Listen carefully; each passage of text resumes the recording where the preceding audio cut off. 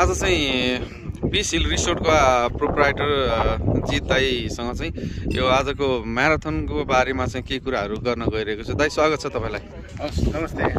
अनि लमजुङ जेसिस र चाहिँ पिस हिल रिसोर्टको चाहिँ संयुक्त कार्यक्रम यो शान्तिको लागि हजुर एउटा विश्व शान्तिको लागि दौड राखेको छौँ।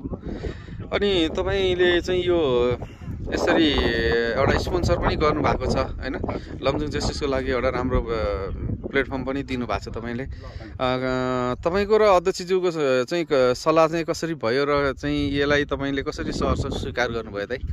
मेरो सुरुदेखि नै यहाँ म्याराथन एउटा यहाँबाट पिसिलबाट दरबार लमजुङ एउटा म्याराथन अर्गनाइज गर्ने चाहिँ पहिल्यैदेखि सोच थियो। तर कसरी गर्ने भन्ने चाहिँ मलाई कुनै ज्ञानै थिएन क्या। अनि भाग्यवश अब लमजुङ जेसिससँग चाहिँ इन्ट्रोड्युस भयो, कसैले रिफर गर्यो। अनि उहाँसँग कुरा गर्दाखेरि एकदमै एक्टिभली सबै जेसिसको चाहिँ अब मेम्बरहरू चाहिँ एक्टिभली उहाँहरूले हेल्प गर्दै हुनुहुन्छ। हजुर, मलाई चाहिँ धेरै सहज भएको छ।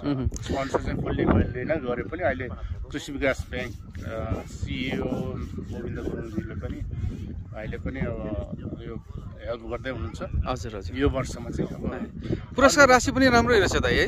कति सुरुमा 30,000 रुपियाँ फर्स्ट, 15,000 सेकेन्ड, 8जनालाई 1,000 रुपियाँ सान्त्वना है। हुन्छ त, यो वर्ष नि यो चलिराखोस् हैन। अब हाम्रो लमजुङ जेसिसको तर्फबाट तपाईँलाई गर्नुपर्ने एउटा चाहिँ साथ सहयोग हामी पनि गर्नेछौँ है। यो कार्यक्रमलाई निरन्तरता दिइदिनु होला भन्ने चाहिँ आशा राख्न चाहन्छु दाइ। धन्यवाद। हस्, थ्याङ्क यू।